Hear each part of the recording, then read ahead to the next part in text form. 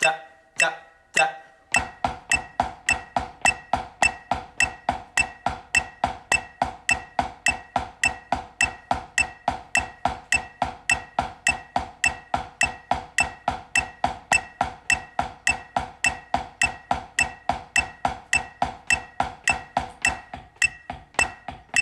Da, da, da, da.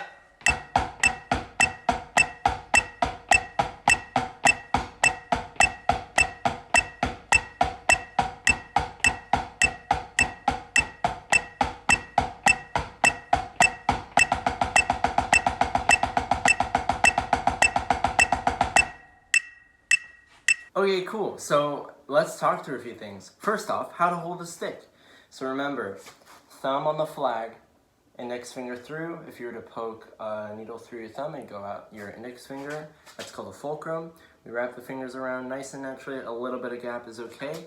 Do the same thing on the left hand. And then for snares, web of your hand, on the flag, your thumb, index finger on top, thumb connected, middle finger on top, ring finger on the cuticle on the bottom, supporting your ring finger. There you go. Cool. So this exercise has to do with legato strokes, and really what we call it in drumline terms is a rebound stroke. Cool. So really quick, feel the rebound that your pad gives you. So when you throw into the pad, you throw your hand's weight into the pad, and that equally sends back at you, right? So essentially what this exercise does is it takes that motion, that throw and pull back, and just repeats it. Same thing off the left. Cool, and that's essentially the key to this exercise, is just making sure that you're staying rebounded. You're not holding on to the stick at all. That's not what we're going for. We're going for a nice rebound stroke all the way through the entire exercise. Let's talk a little bit about letter D. So you saw that evenness, that double stopness. So first and foremostly, you want to match your beads. So the ends of your sticks have to match so that they hit at the same time on the pad. Cool, and then secondly, that 16th note section. So essentially what we're doing is we're playing double stops into 16th notes. All we're doing is offsetting the left, so watch.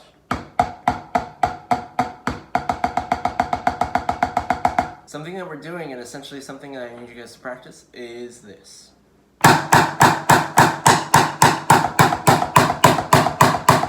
So if you notice, I didn't change my right hand when we went to the 16th notes, right? I kept it consistent.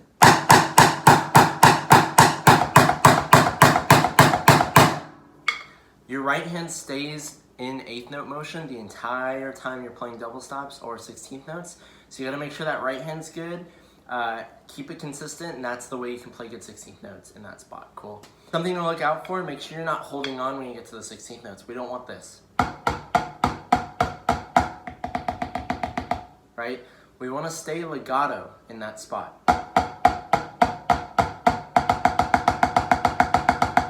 Nice and rebound strokey. Cool.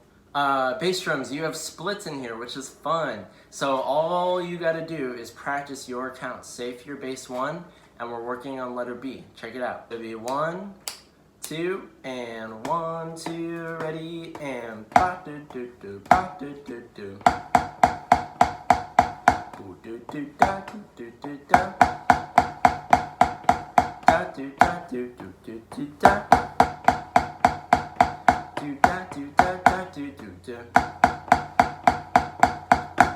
And there you go. And it's the same thing off the left hand. So what you can do is practice your counts with the unisons in that spot, and you'll be golden. Last thing I want to talk about in this exercise is sticks up and sticks down. Cool. So I did a tap off, which will typically start all down, right? We'll go da, da, da, da, da, da, da, da.